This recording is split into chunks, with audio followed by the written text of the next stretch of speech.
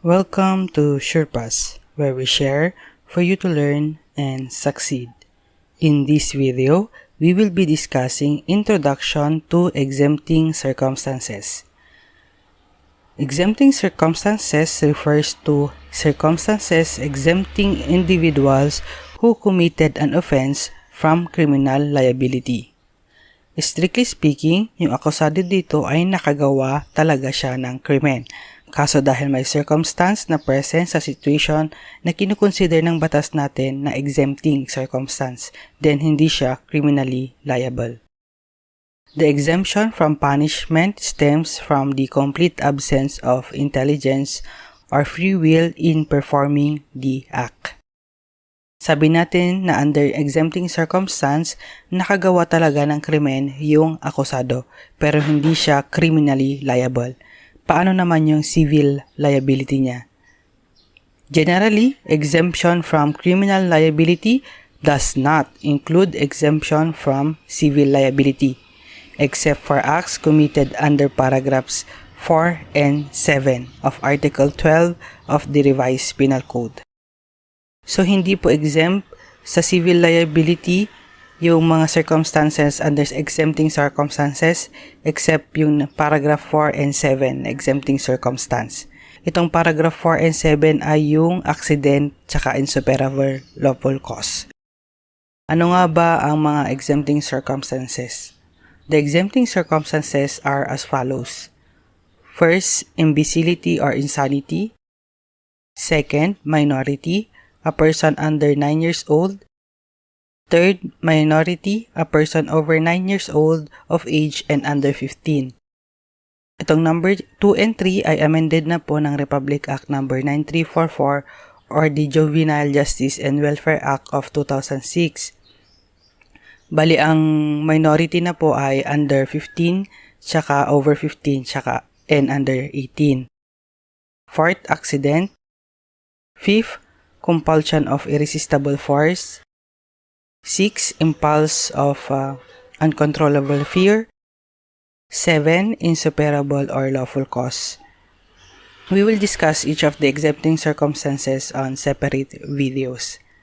Ano ang pinagkaiba ng justifying circumstance sa exempting circumstance? Sa justifying circumstance, it affects the act and not the actor. Sa justifying circumstance, tinitignan natin dito kung paano nagawa yung act, hindi kung sino ang gumawa. Sa exempting circumstance naman, it affects the actor and not the act.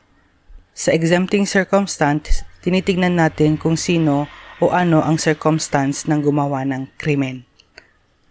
In a justifying circumstance, the act is considered to have been done within the bounds of law, hence legitimate and lawful in the eyes of the law. Sa justifying circumstance, wala siyang talagang krimen ginawa. Legitimate yung ginawa niya. Sa exempting circumstance naman, the act complained of is actually wrong, but the actor is not liable.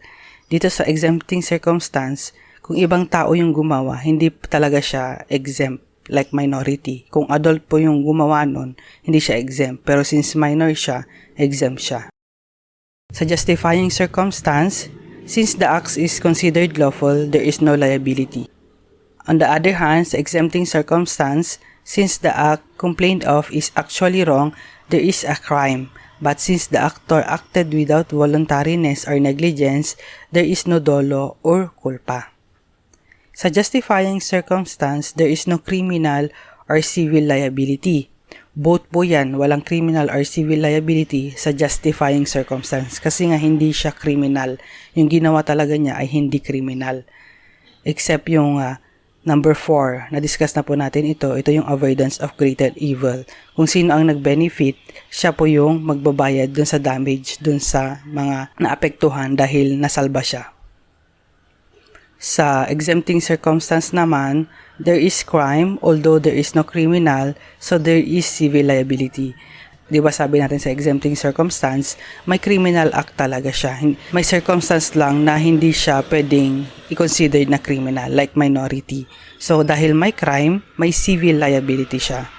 Ulitin natin sa justifying, no crime, no civil liability. Sa exempting naman, there is crime, therefore may civil liability. except yung number 4 and 7. Yung 4 is accident, yung 7 naman is insuperable cost. We will discuss this further in separate videos. Thank you for watching. If you like this video, don't forget to share it and to subscribe.